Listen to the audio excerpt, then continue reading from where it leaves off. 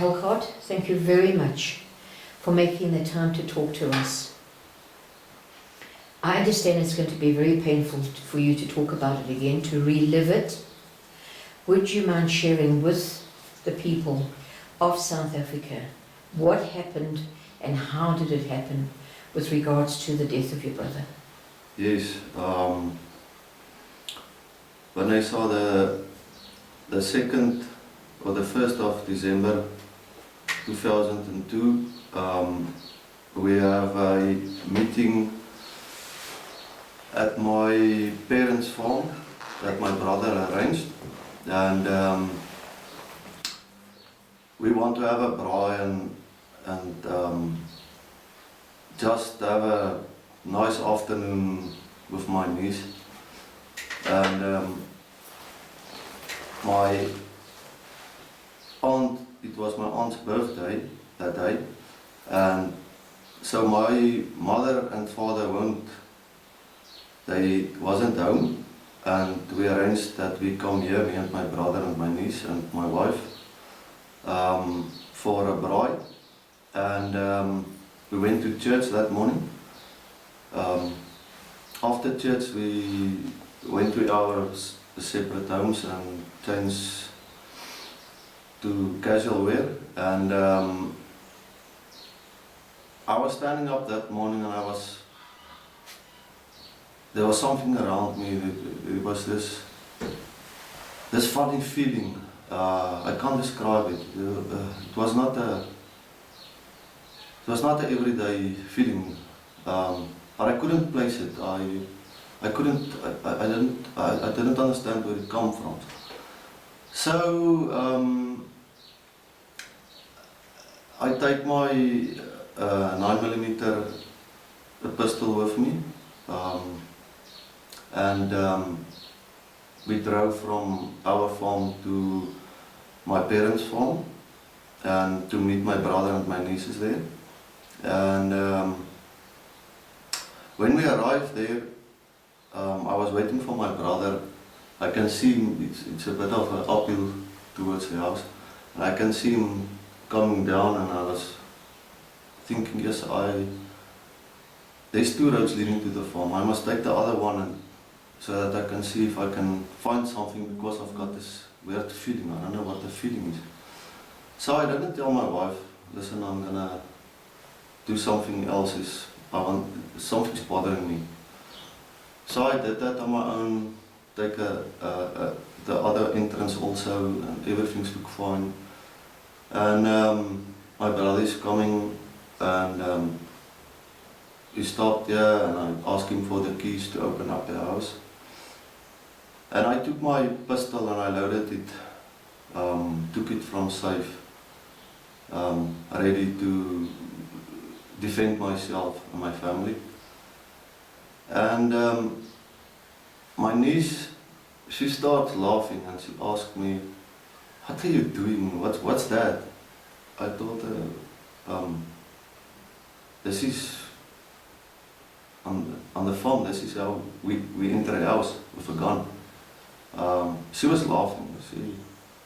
She made a big joke of that. And I opened up the house and I told my wife and my brother to have a seat in the kitchen. I did not tell them what I was going to do. I was actually going to search the house because of that feeling. So I went through the house, door by door, and by the time I get by the last door, the house got wooden floor, so you can hear somebody moves.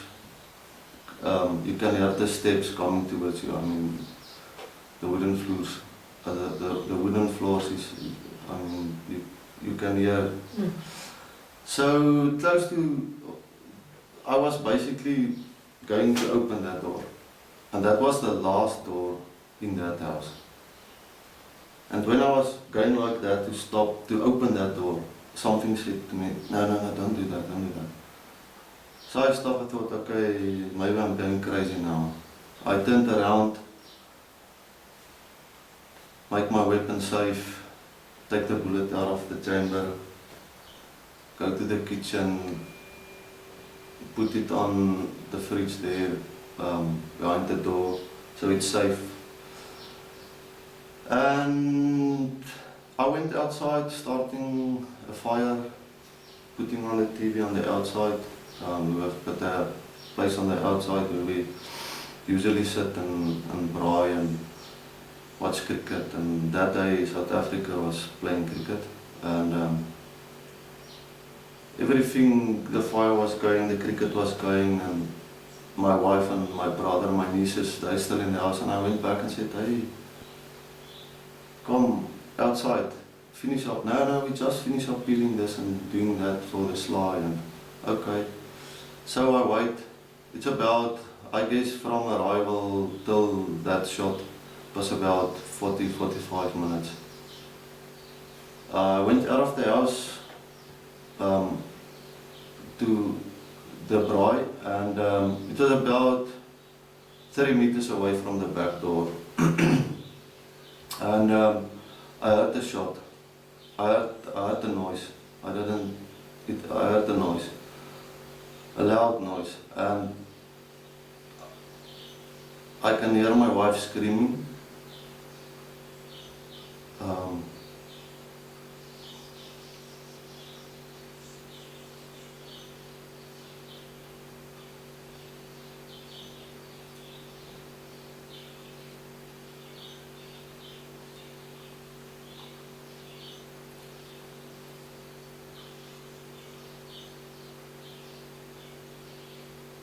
Okay, so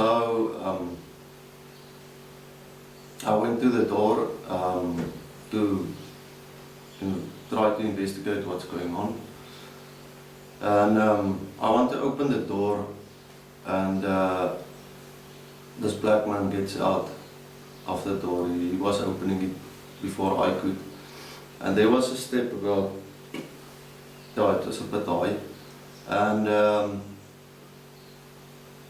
he put, I think he carried a 357 ammunition or a weapon. It's a revolver. It's this one.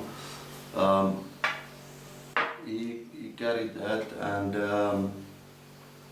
he put the revolver in my eye, my right eye, and he pulled the trigger, and I only heard tick.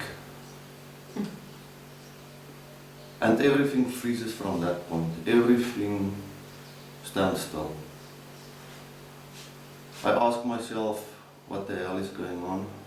What's this man's, what's his business in my house? So I started thinking, okay, listen, this man is here for your life.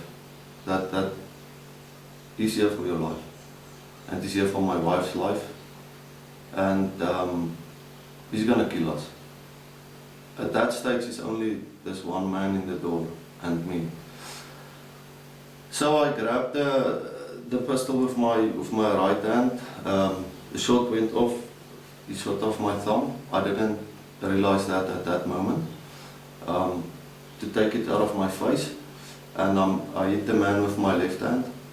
He was stumbling. The second shot went, shot me with something like this, a shotgun, and they shot me in my chest, and I was falling, and he was falling from my fist, and I stand up and he stand up, and I can feel this burning sensation, and I saw the gun, so I know that was a deadly shot. It's my neck. I don't think I'm gonna live long, but I'm gonna fight now. And I get up and he get up, and he turned around and he ran. And I decided, I'm gonna kill you today. If I can catch you, I'm gonna kill you today. And he was running, and I'm chasing him for about 20-25 meters. I realized, no, this man is not alone. This man is not alone. So I realized I must turn back. We've got a large window at the kitchen where my wife is and my nieces. So I turned around, that man is still running. I turned around towards the kitchen. I went past the window slowly because I knew I couldn't get into the house to get my weapon. And I think maybe that saved my life that day. But I went past the window and the back door got this, it was this security door with a spring on it. It was spring loaded. So if you open it, it slams close. So I heard the door slam and I was happy.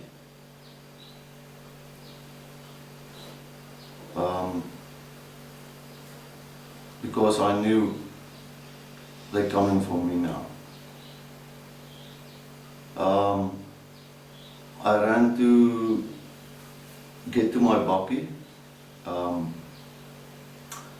to see if I can escape to get some kind of help. So in that process I was just begging that my wife or my nieces or my brother locks the door. At that stage I didn't know that shot took my brother's life. I was never in the inside. I was fighting these people. I did not know what that shot was. So at that stage I was focusing on getting people here that can help us. So I was running towards my bakkie. It's about 50 meters or so, and the four of them, eventually it was 4 men. They were chasing me and shooting and trying to get me down, because when we arrived in court, this one man said, when we arrived, to his friends, "Don't worry about the boys, I will shoot them quickly." So they were chasing me now. They already killed my brother. They couldn't kill me. I was lucky with that shot that did not went off. They were testing that weapon that night, and they said about 9 o'clock they pulled the trigger and in the location where they are staying, and they pulled the trigger to see if this gun is working, and they were playing around with that gun, and the shot that was meant for me is the shot that they fired that night at 9 o'clock. That's why it didn't fire. Yeah. So I was running towards my bakkie, and these people are coming, and I get into my bakkie, and my bakkie got this immobilizer, and you usually press it with your thumb and then you can turn the key. I was looking at them coming and shooting, and I couldn't get my bakkie to start. I turned the key, I pressed the button, but my bakkie, there's nothing. So when I look down, I see, oh, I don't have a thumb, that's why I can't press that immobilizer, that's the problem. And I use my other hand and press the immobilizer and start my bakkie. And shots were fired, and I turned my bakkie, and as I turned my bakkie, a shot came through my window, the passenger window. And the first thing is I feel this pain,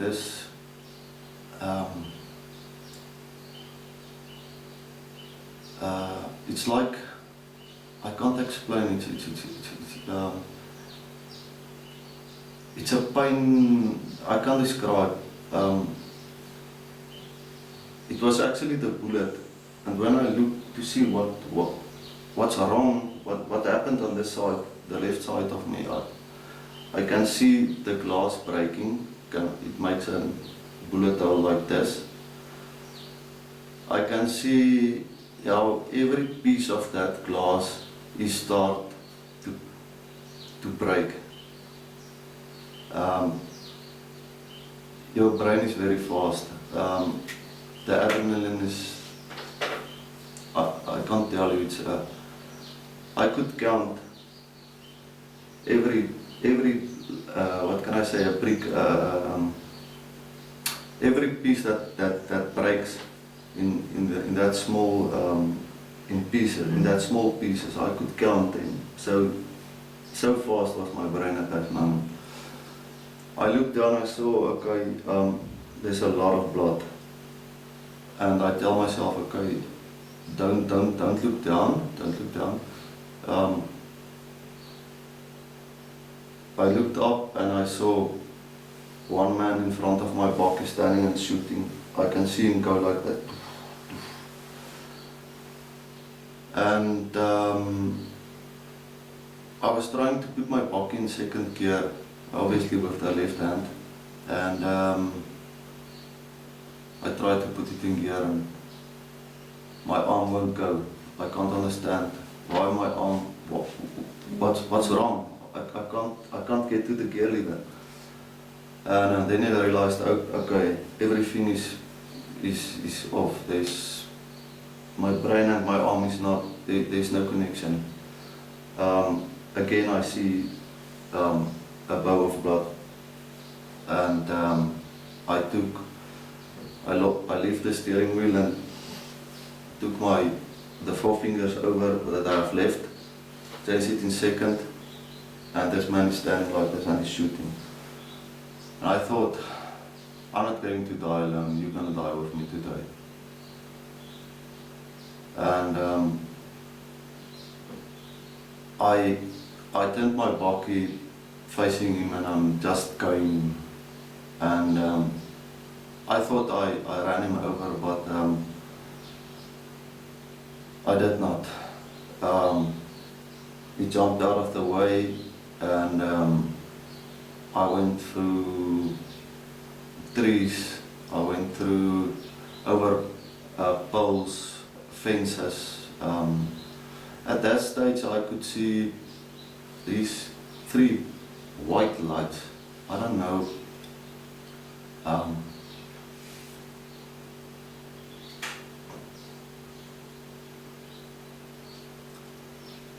don't know what that was.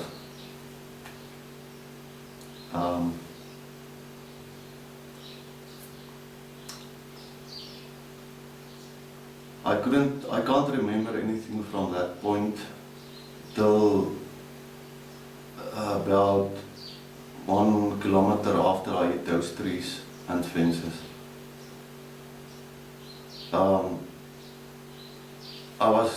My plan then was going to my uncle's farm that's about 3 kilometers from here, and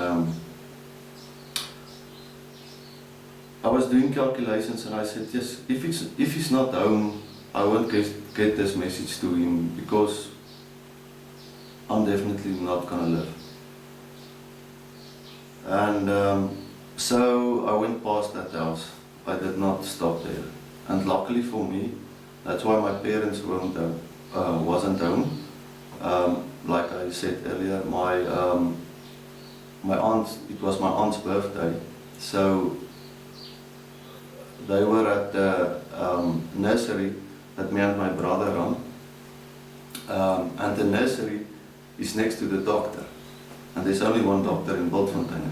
So I decided, okay, I'm going to try and get to town.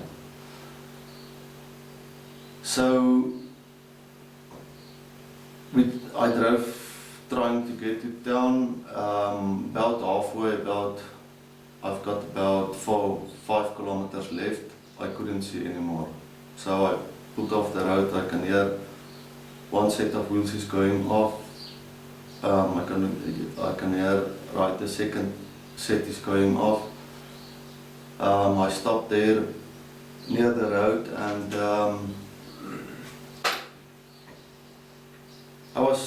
I couldn't see, so I was looking for my cell phone, and I actually find my cell phone, and I pressed the call button, and so I was glad that my phone started calling, and there was something in my face that was licking me, and that was my dog.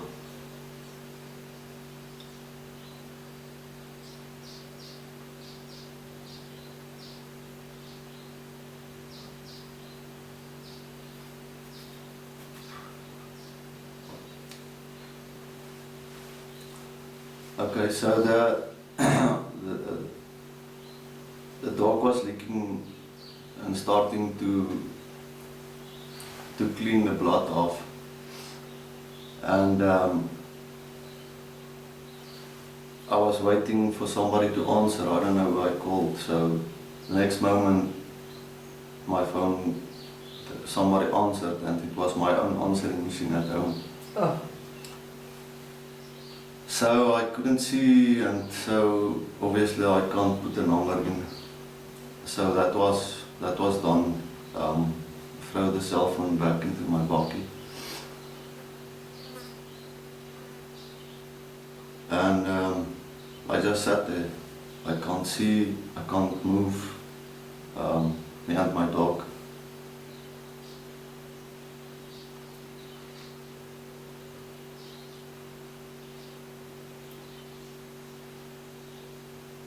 Sorry, this part is hot.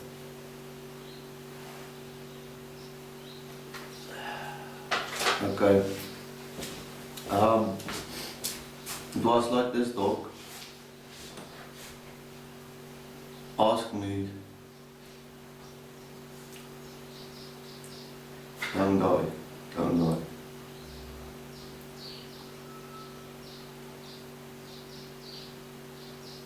And the next moment I could see again.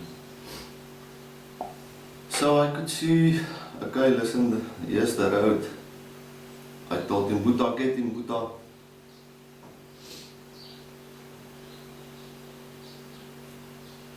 And we get into the bakkie and we start driving, and as fast as I can.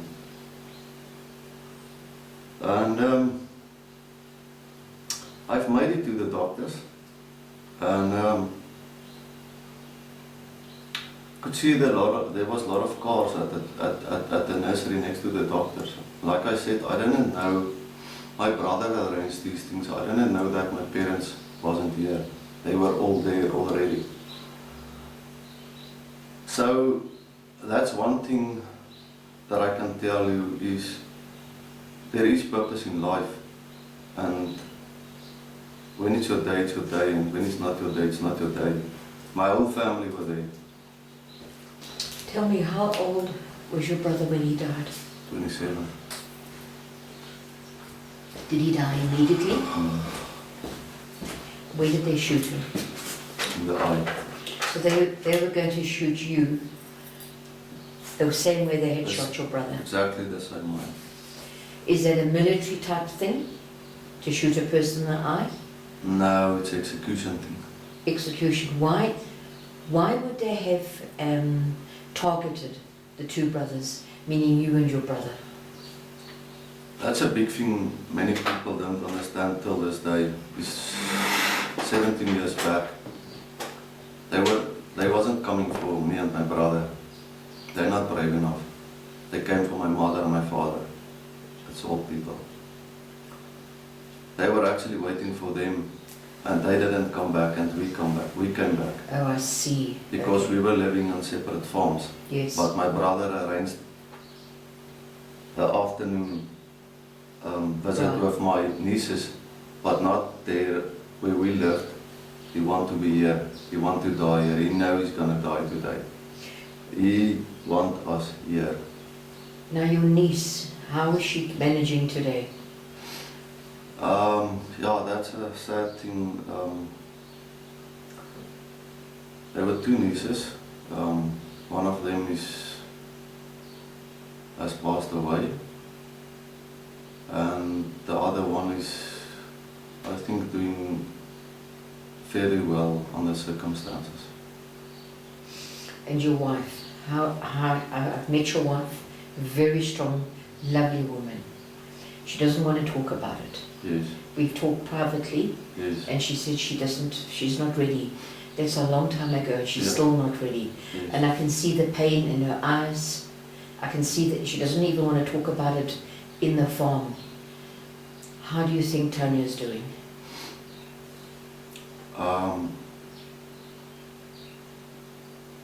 She's also doing farm under circumstances. Like I said earlier to you, she had about at least a year that she has to look after me because I didn't have an arm, I didn't actually have a hand. So They shot she your was whole coping. Did they shoot your whole off? Yeah, they was shot. Okay. They shot me through here, and the bullet went into my stomach.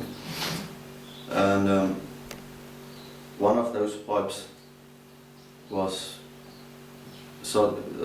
piece like this is gone, and all the sinew Sinew? and everything was not Shattered. attaching. So it can't work because it can't get a message from my brain. So I went in and out from hospital for 5 years, around about, and she take care of me for all that time,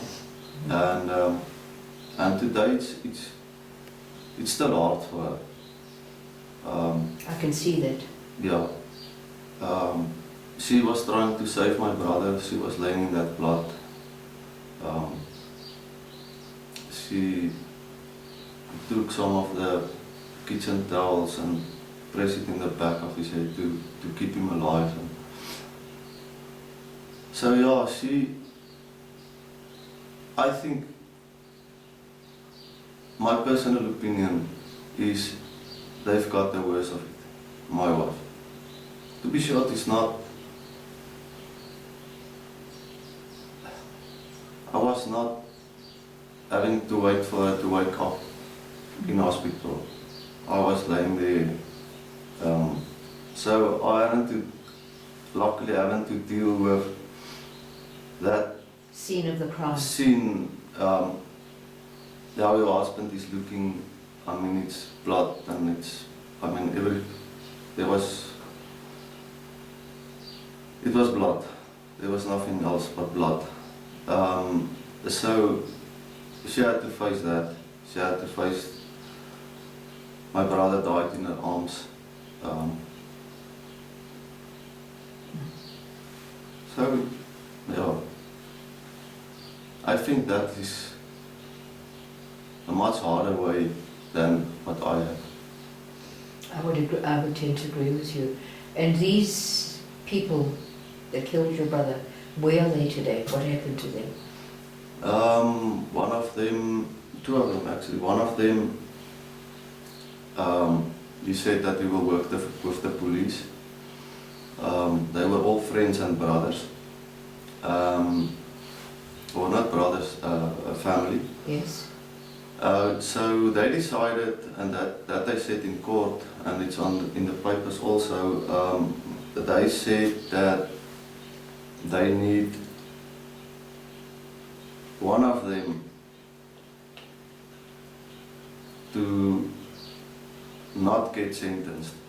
So I think they decide that one of them is going to talk, and it worked. To instate witness. Yes. And so he was never evicted. So he can help their families survive and provide for them. That is, that's what they said to us in court. So he wasn't sentenced at all. He's a free man. He's a free man. Charged. Yeah, no, he's a free man. And where is he? Is he from the local Yes. township? Yeah, he's from local also. How does it make you feel that he still has the right to have a family and take care of a family when your brother has lost his love? That is the thing that I don't think they ever thought of. They killed my brother.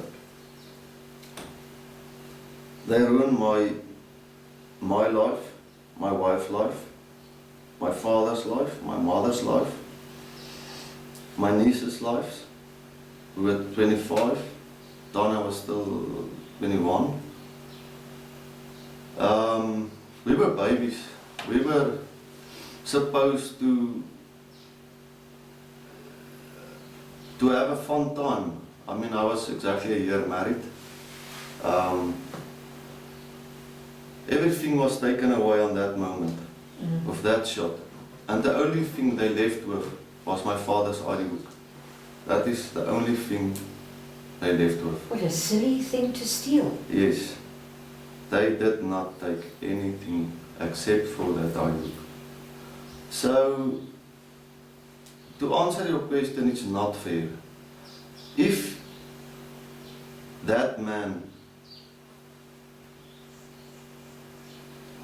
turned as a witness, he was here, he helped them shoot, he helped them in that crime, he did all of it. Why come is he not convicted and behind bars? That is my question. Why didn't they put him away? So no, it's not fair, and I'm not happy about it.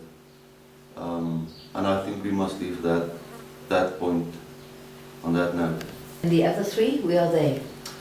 The other one, they also couldn't. He was.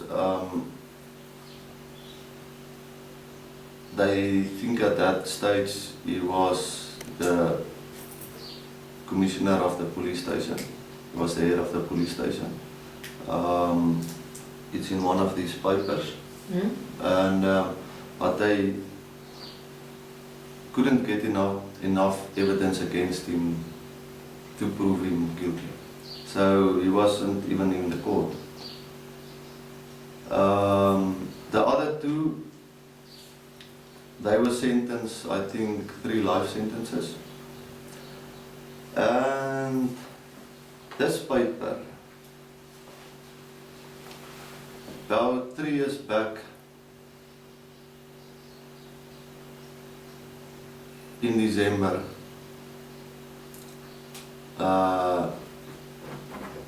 few people of correctional service came to me with this letter, and I asked them if I can help them, and they handed me this paper and said, these people want to talk to me, they want to ask forgiveness. So I said, no, I don't want to talk to them. My family don't want to talk to them. Yes, but you have to talk to them because 15 years went by and they want to release them. I said, no, there's no way. They've got 3 life sentences. That's 75 years. You took lives of many people, of basically a whole family. That's right. And after 15 years, you just want to tell me sorry and leave prison. That can't be right. I don't think that's how it works. So I was calling a few people, and I talked to one lady, and she told me, don't make contact with them, and if I don't want to, and they will be safe behind bars. And that's what I'm doing at this moment. And which prison are they in? Can you lift the picture of your brother? This is my brother. Yes. He was a good friend and a good brother. I was going to say, were you close? Yes, we were close for probably the last year of his life, I think, he was my best friend at that moment, and he accepted my wife as his sister also. So yeah, that was a tragic loss for me. Now, I wanted to ask you,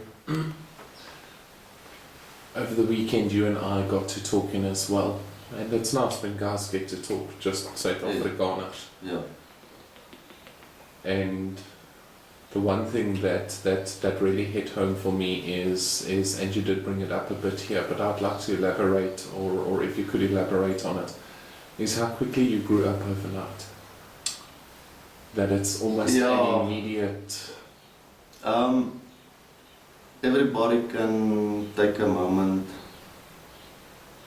and ask themselves, I'm 25 and 21 years old, what's life about? It's fun and games, it's happy times, it's good times.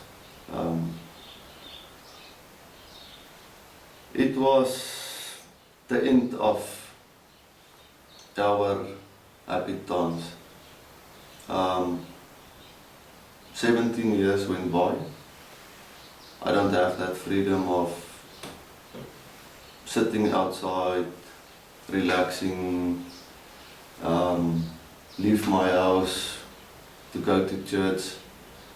I have to make sure my weapon is ready, be alert, don't shut down, be alert all the time, sleepless nights, nightmares. Yeah, it's not a life, it's not a good life, and to get that on the age of 25 and 20 and live with old man problems, that was not fair, and that was, I think, one of the biggest issues for me, is losing our lives at that stage. And when we refer to that, it's not just your brother losing his life, it's your wife, yourself, it's my nieces. Your niece, it's literally stealing the life away from Yes. young South Africans through crime. Yes, and that's for the whole family. There's a lot of people involved. It's not 5 or 6 of us, it's the whole family that has to go through that. So yeah, it's a big thing, and lots of life gets lost by a farm attack or any kind of attack where people is shot for nothing. I also wanted to ask, do you think that your farm attack was racially based? It's because you're the white farmer, you have the farm, you have what's wanted. No, I won't say that was a color thing. They said in court, when one of them was a young boy, my father, he was, like I can say, the milkman. We has to stand up 4 o'clock in the morning and put the bottles milk outside of everybody's homes. We were delivering milk, we had a dairy. And all at that time we get the 1 cent and the 2 cent coins. And he was taking that and he was putting that brown money, we called it brown money, that days. He put that in a small safe like this. And one of these men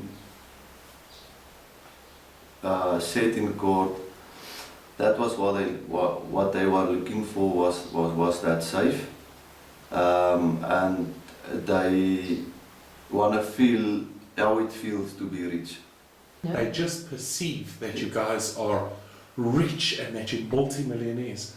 But as a boer, as a farmer, you guys have struggled a lot. It hasn't been easy financially. No, like I tell you, my father went every morning at 4 o'clock.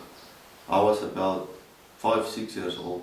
I have to run with bottles of milk, collecting the coupon, 2 bottles of milk, 1 bottle of milk, over the street, into the location. We were feeding them also. Yeah, there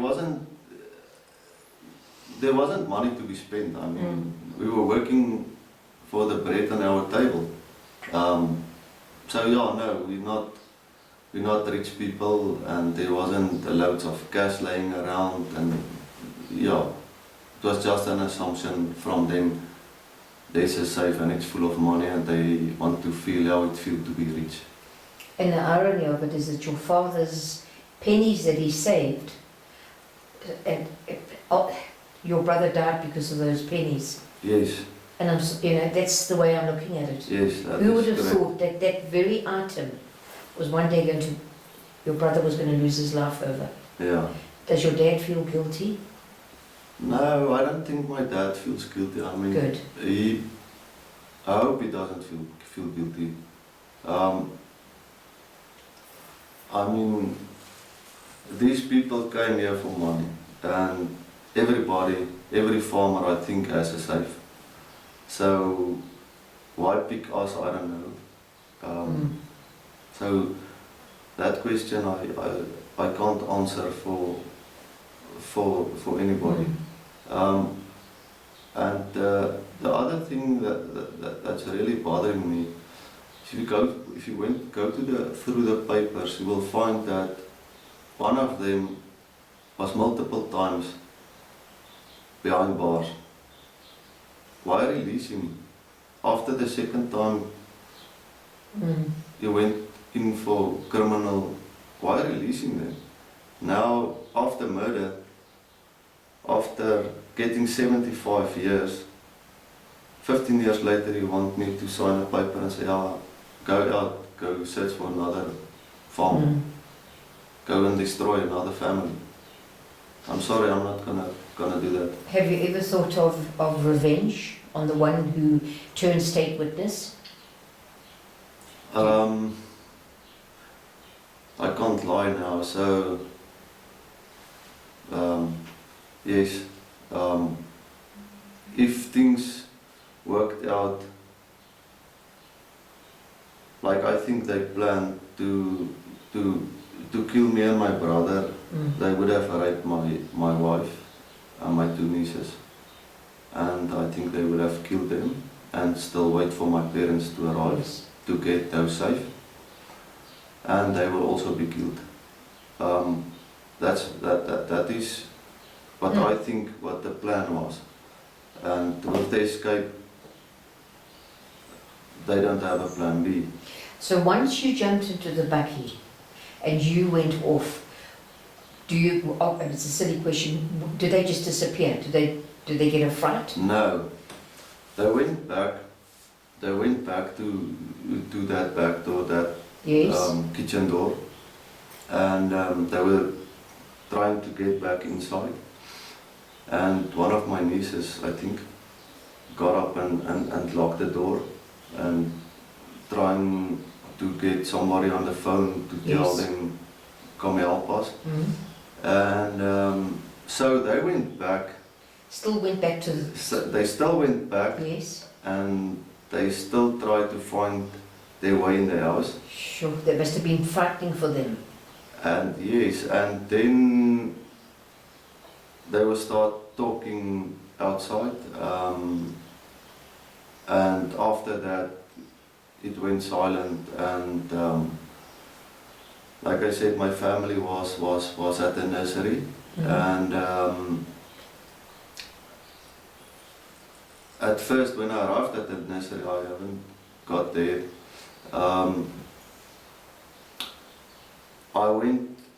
I get out of my bakkie, and I told my dog to please sit, and I was trying to get we got that windows that we must Yes, wind down. wind down now, and I told him, "Good, just sit, don't get out, don't let the car kill you or whatever, run you over." But I didn't remember at that stage that there's not windows anymore in that bakkie. So I said, okay, Buddha, come, and we walked towards the gate of the nursery. And I can remember I saw some of my family, and they were screaming, not screaming, they were shouting, chase that man away, chase that man away. That's I don't know what's the word of Pumular. I will repeat it. A homeless man. I was getting close to the gate, and I can hear some of my family. They thought you were like a homeless man. They were shouting to get the homeless man away from the gate, because the gate was locked. It's that gates that lock when it's closed, and you have to press a button to get in. And my young nephews were standing there, and one of my nephews came, and when he gets closer, he shouts, "No, this is Jalgaard, this is Jalgaard." They opened the gate, and I told them at that moment, okay, you must get to the farm. They are shooting us. And then it was chaos. I couldn't see anymore from there. So I can recall my aunt is a nurse, and she was treating me there. And I mean, if you look at these kind of bullets, I was shot 4 times by these bullets. There's not a body that can resist these things. I mean, you should actually be dead if you look at those bullets. yes, I think it's a miracle that I'm alive. Absolutely. Anyway. It's a pleasure. We were searching for a pulse everywhere, and I think it was my aunt that was close, and he said, "No, leave him, he's dead." And I said, no, dog, I'm not dead. Just get me some painkillers. I'm not dead. And yeah, from there they get the ambulance, and my family loaded me to other vehicle to get faster to the ambulance, because it's 100 kilometers, so it's an hour to come to Bultfontein, and the hour back it's 2 hours. So they started to save this whole time thing, and eventually it took me an hour, I think, to get to the hospital. So yeah, that was a very smart move of the family then. Yes. How long were you in hospital for, initially? After the shooting, I think it was 5 days, I'm not sure. I can't recall a lot of, it was painkillers and painkillers and painkillers. So yeah, that's what I'm telling you earlier, is I can't remember a lot of that sore and that, the things that was The specifics. seen, Yeah. I can't see myself, so that doesn't bother me. Yes. So, and I was on drugs, and I mean, they're keeping me out of pain, so for me it was actually fine. And were you able to make it to your brother's funeral? Yes, I did. Okay, good. Yeah, I did, and that was actually a special thing. I could have brought it with. My father made me this golden Kruger hand, and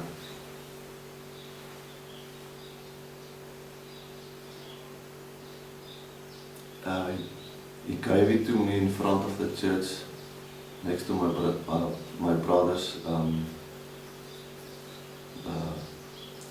coffin. And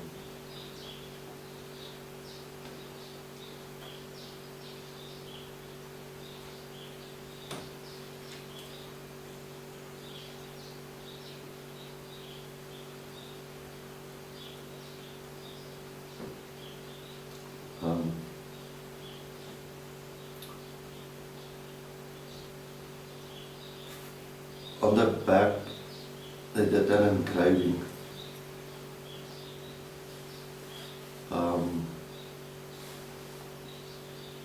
that he thanked me for my bravery.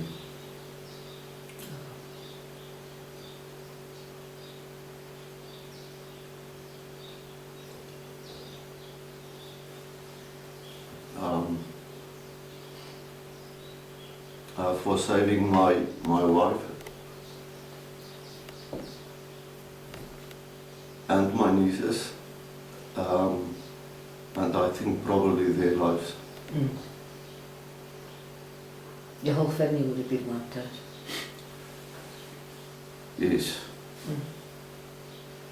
I think that would be the case. Farm killings is every day. I mean, it's like they say, it's going like a Boeing. Farmers is getting shot down weekly, daily. I don't think there goes a week by that there wasn't a farm or a farm attack at least. So you're a boer, Yes. and what do you boer? We're farming a sheep, we did cattle, like I said, we did the dairy farm. At this moment, we're only producing crops on the lands. And why are you only producing crops? I was farming with a lot of sheep, and I've got these collars around their necks that you can set the timers on them. So my timers were set. I told Vanessa, we like to work when the sun shines. My people is happy with that, I'm happy with that. So we're working sun up, sun down. So we've got that collars, and that collars are set to activate 6 o'clock the evening and deactivate 6 o'clock the morning. So we've got a few of those collars on the sheep in different camps. So when that sheep starts running, it's got a SIM card and it sends you an SMS and call you to tell you something's wrong at the kraal. And you can see number what is calling you, and you know number which collar is wearing what kraal. So that Monday morning I took out, I think it's 82 ewes that were heavily pregnant, that needs to give birth that week. But on that Monday morning, things were normal. It was farming. Everything was difficult. So I didn't have time to put a collar from other kraal to that 82 ewes. And I take them out fairly close to my house and where my staff is living. And that Monday evening went well, no problems. That Tuesday I haven't thought of getting a collar on that sheep because it's close to our house, and it's close to my staff's house. So you should hear any commotion if there was commotion, Yes. because it's closer to the main house and the workers' homes and all of that. Yes. And I thought, no,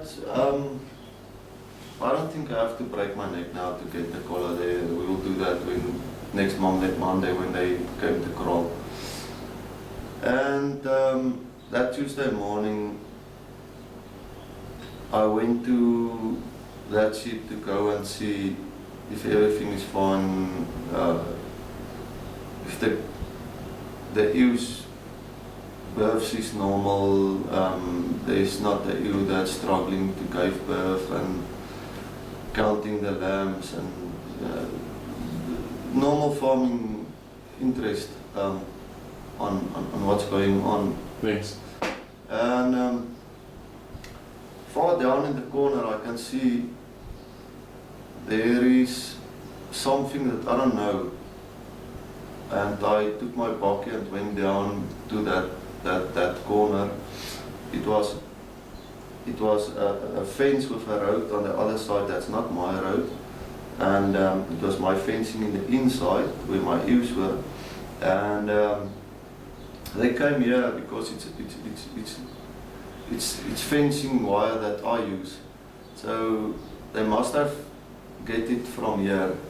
They took that fencing and they put the ewes inside the little corner with that lambs and they closed them up there and they took 17 or 18 ewes, and what I found in that corner was these freshly birthed lambs, and their mothers were taken. The mothers were missing, and they were fresh birthed lambs. Yes, they were still wet. Still wet. They were still wet.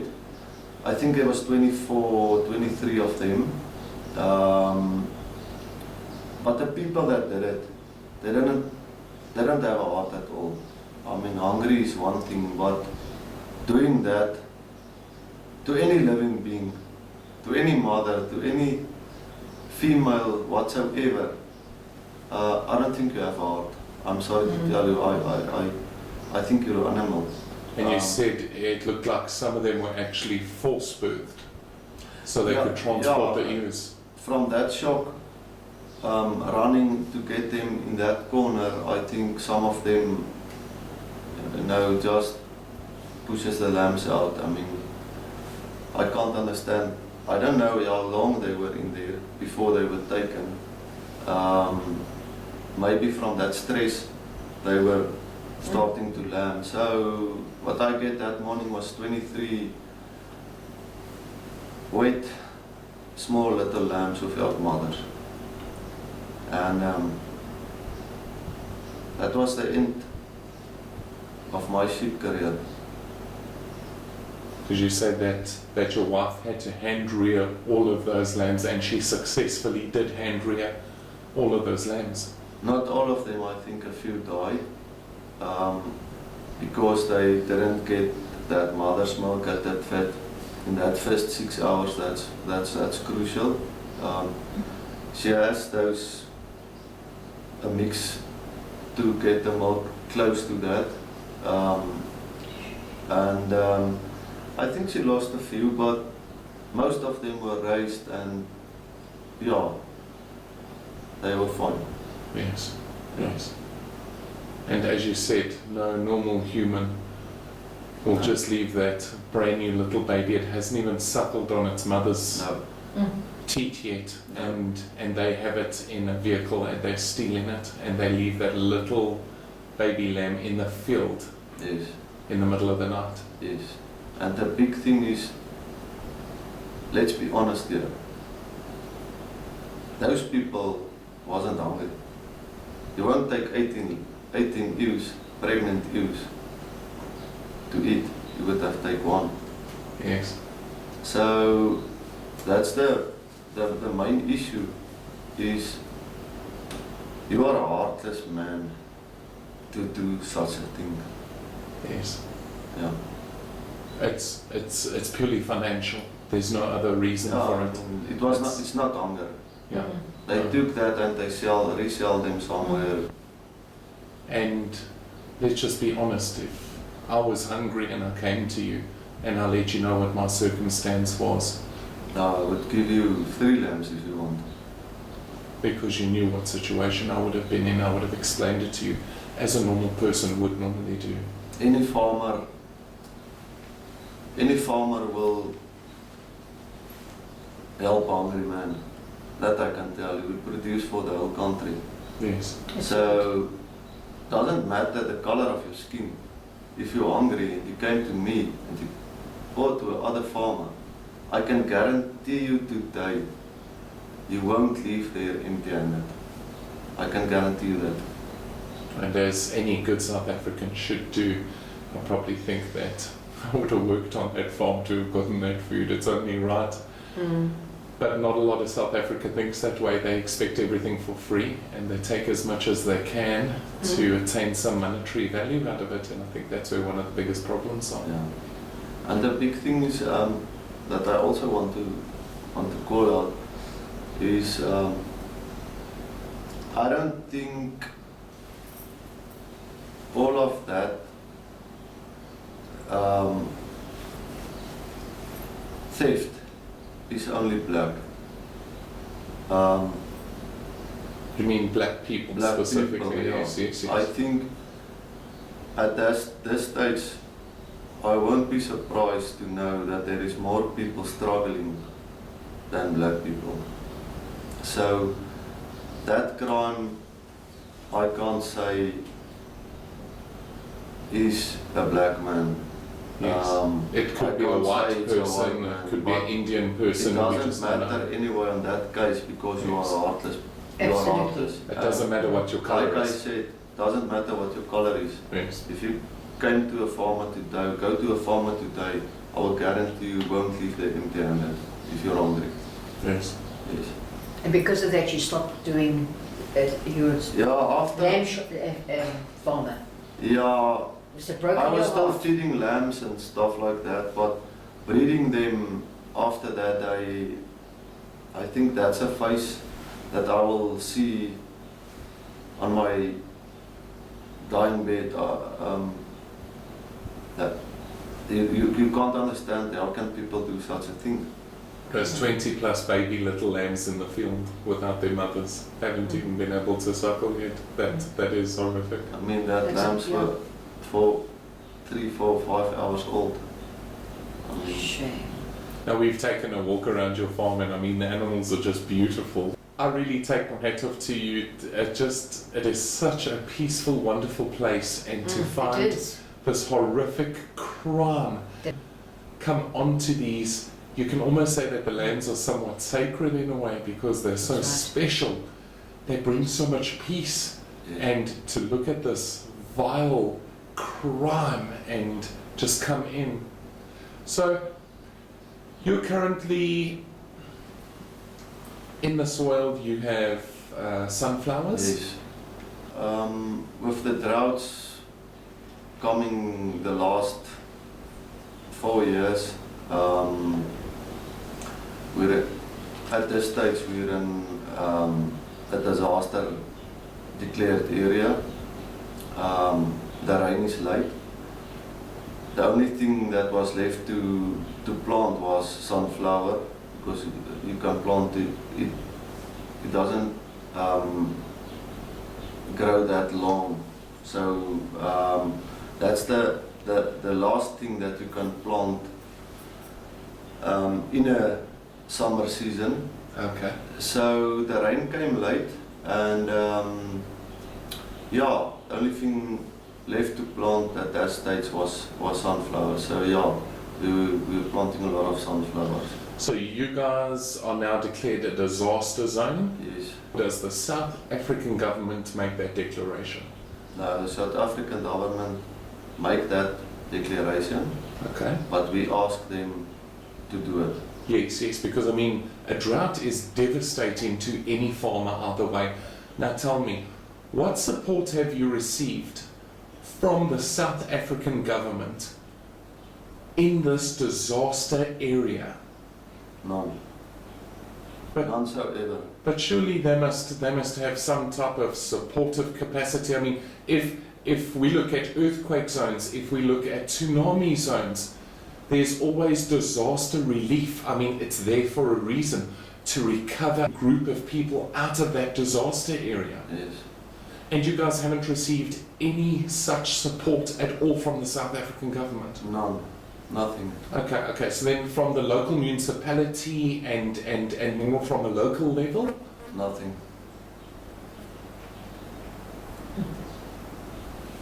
There's Sure. not. We started a small group of farmers that decided that we must do something to support each other and Yes. maybe support the rest of the world, or South Africa at least, for the future. So we start this small group of farmers that's fighting for something, for some people at high levels to come and see what's going on in their own country. Food is going to be an issue In South Africa. in South Africa.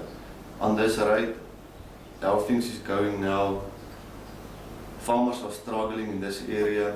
I mean, it's disaster area declared. Nobody's coming to your aid. You're on your own. And like I said, we're a few farmers that stand together here and try to support each other and help where we can. And then I just want to touch on the class action suit that you guys are opening up. So, first off, the land is depreciated in value due to the ANC's land, or well, not land grabbing, but the redistribution of land without compensation, which means, just so people understand, they're basically coming in and take your land. Yes, at this moment, that's my point of view. I mean, Cyril Ramaphosa said it's land without compensation. The EFF want that. There's lots of other parties that also voted for it. So, I mean, our votes obviously don't count. We're not asked, will you do that? Will you help other farmers, upcoming farmers? Will you teach them on your own farm? And then basically give your farm to them. They just want to take the farm and I don't know what they think. What we must do, or are they really expecting us to give it to them? I can't answer you, but yeah, the class action is to support us and let the banks don't want to talk to us, the financial institutions that some of them is currently with, that was used to help them grow as farmers. So Yes. everybody choose an instance to go to for insurance, for planting the season's crop. And 4 years later,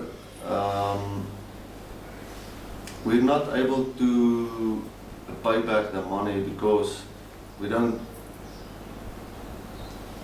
get rain, and we don't have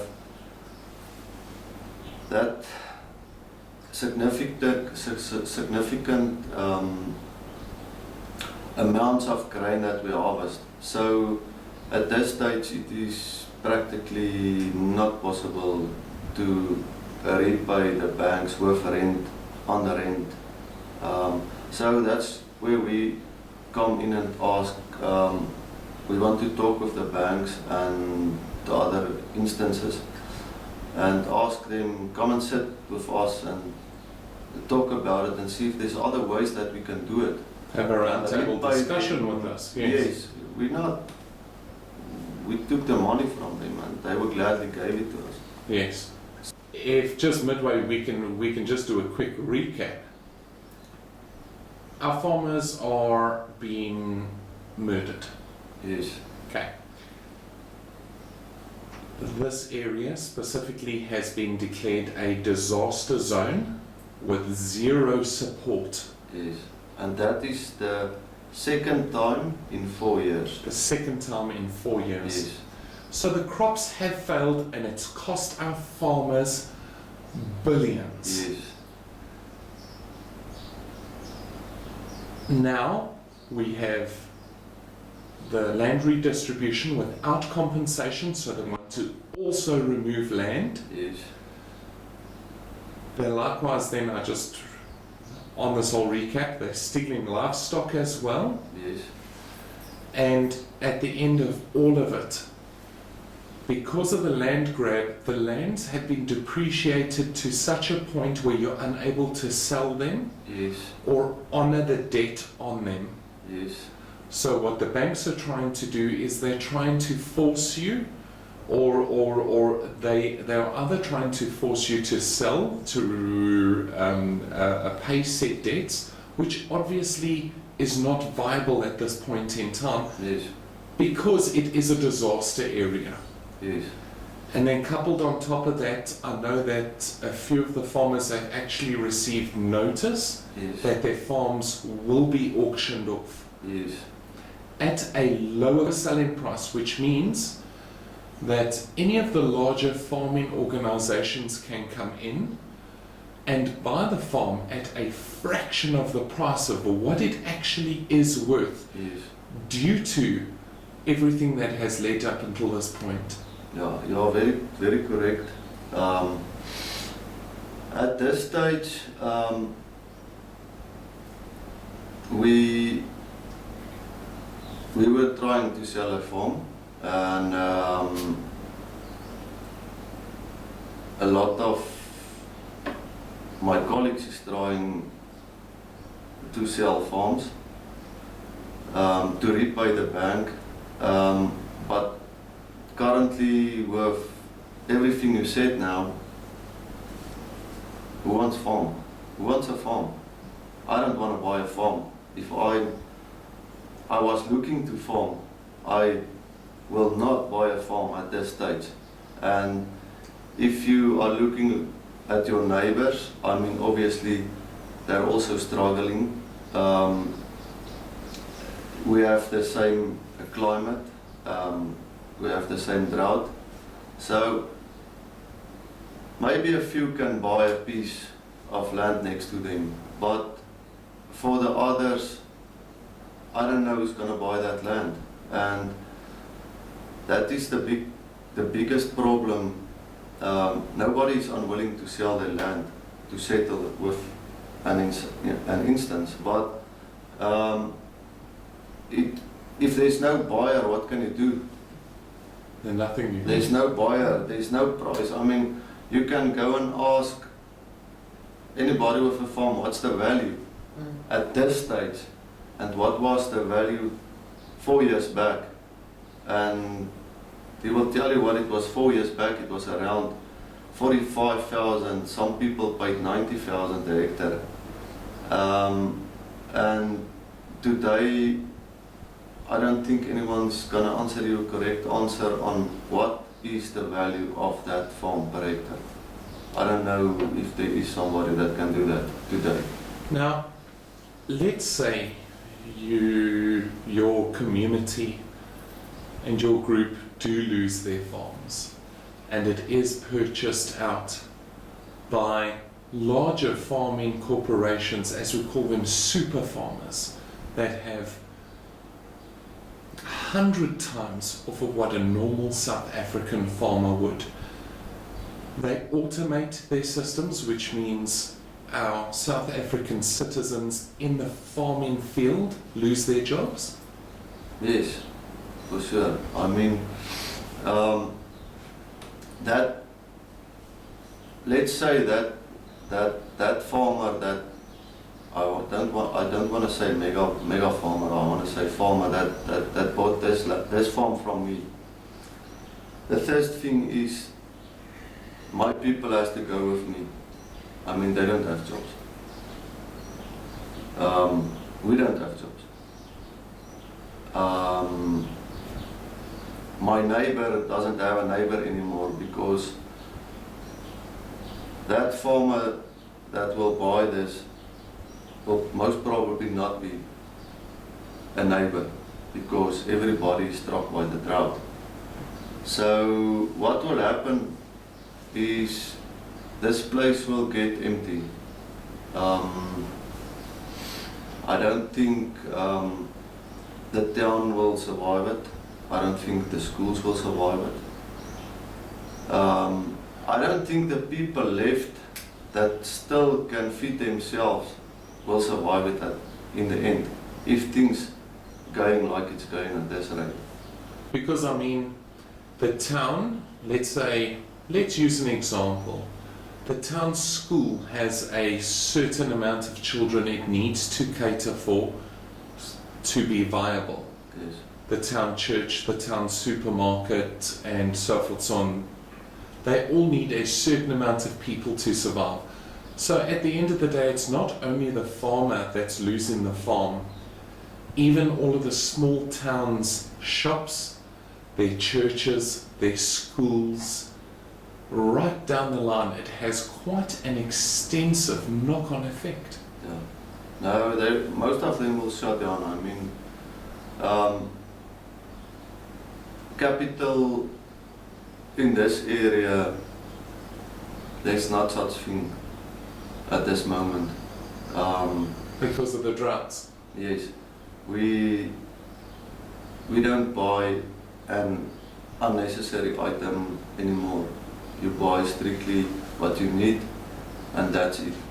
So eventually some supermarkets will close up.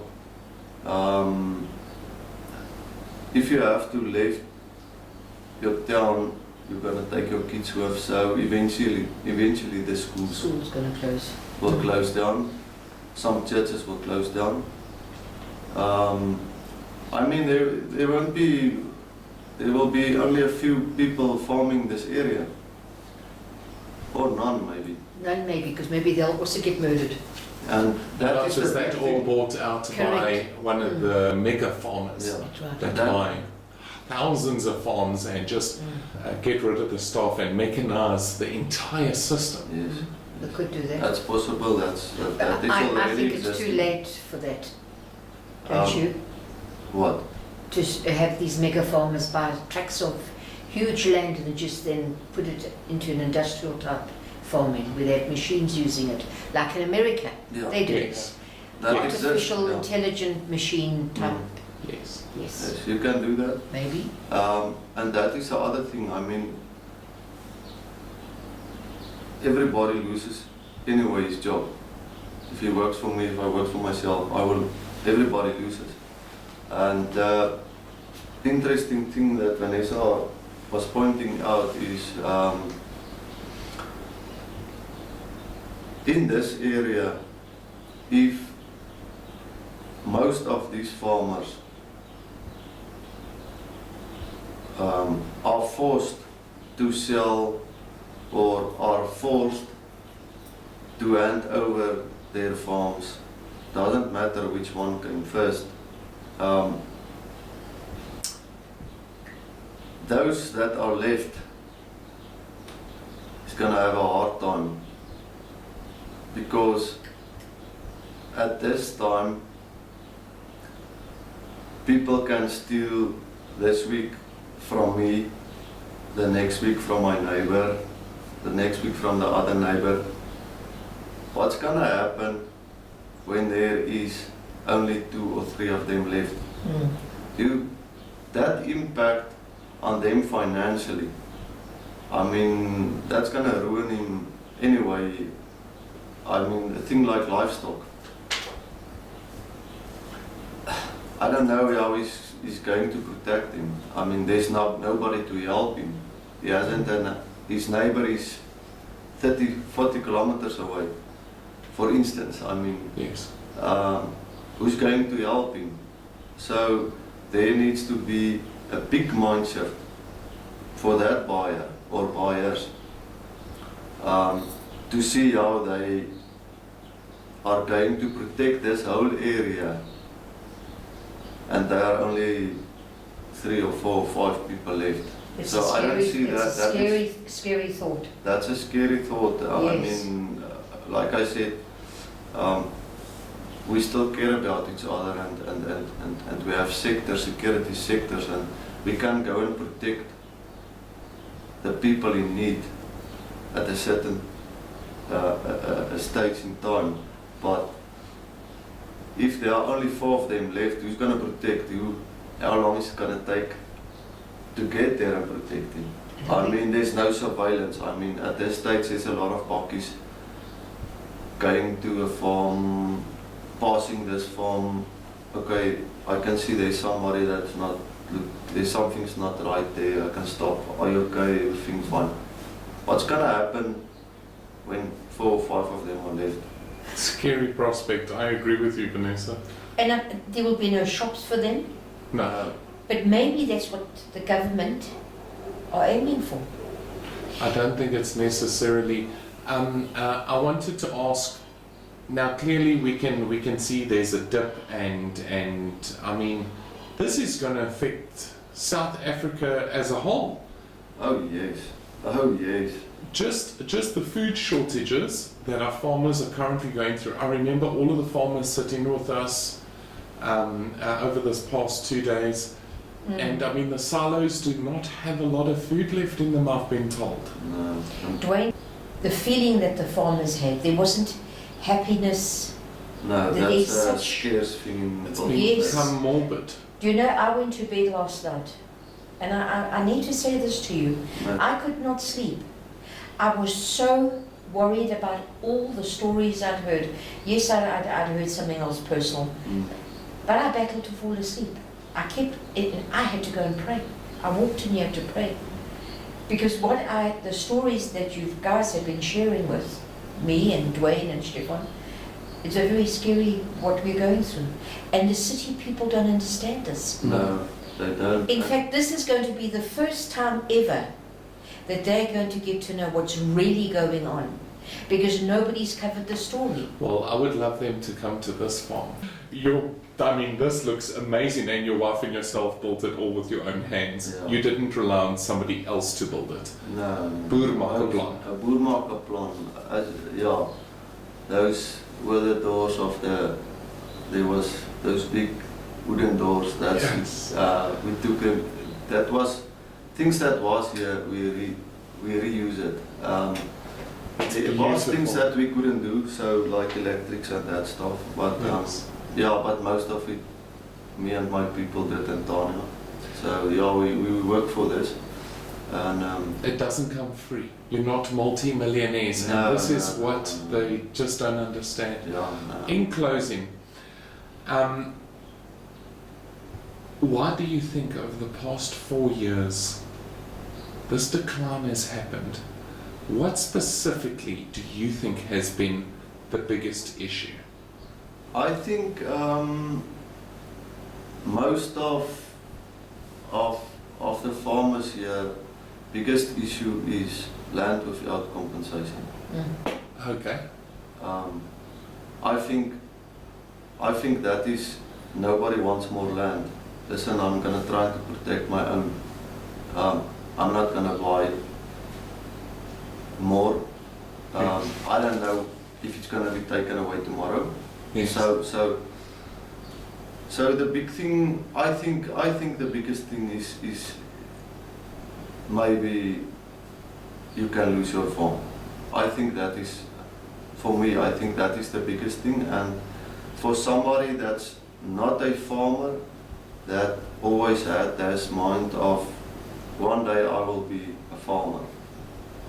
I don't think with these newspapers and I mean bullets flying. Are you mad? No. I mean, this is. And do you think that, especially now when you said the whole bullets flying and you brought the danger part into it, do you think that also the EFF killed one bullet, one settler, killed a Boer? If we look at this Andile from BLF, the we will murder their children, Yeah. we will murder their women, we will murder their pets, anything we find along our way. Do you think that that plays into the whole sentiment of South African farming, that people are becoming more and more scared, especially with these radical groups not thinking, they're just being rash? I mean, it's deteriorating our economy. The biggest thing is, Dwayne,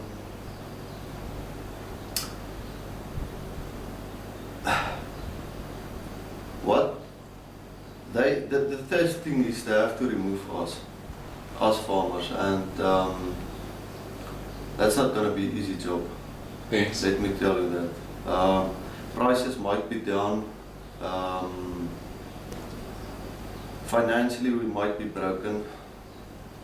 But like they said, we'll make a plan.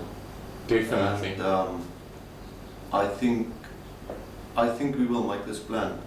And I think at some stage, I think the people will get together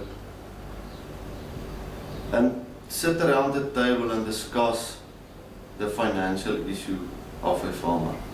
Yes. And if that is not happening, I'm afraid there's no future for medium-scale farmers in South Africa. Yes. They will only be the mega farmer or the mega boer. So yeah, that impact will be, anyways, a very big one on South African food supply. I mean, that's the way I see it. I think what's scary is South Africa. The rest of the world may have their own pronouns, but South African farmers may very well soon be referred to as a militia of farmers. That's how dangerous this job is. Yeah. It is the most dangerous job in the world. Yes. And it's that most dangerous job in the world because of what is happening in this country. Yeah, absolutely. Reinhard, I want to say thank you so very much for your time, for affording us the opportunity of becoming a part of your home over the past few days. We do appreciate it. No, it's a pleasure. Yes, yes. It's a pleasure. I'm glad you come and visit us in the Free State, in the dry Free State. So yeah. Thank you for opening up your heart, your home, for your hospitality, and I really do appreciate it. Thank you. No, you're more than welcome. Please Yeah. come again. We will be coming again because we have follow-up stories. Most certainly. Yes, I hope so. Yeah. But thank you very much. No, it's a pleasure.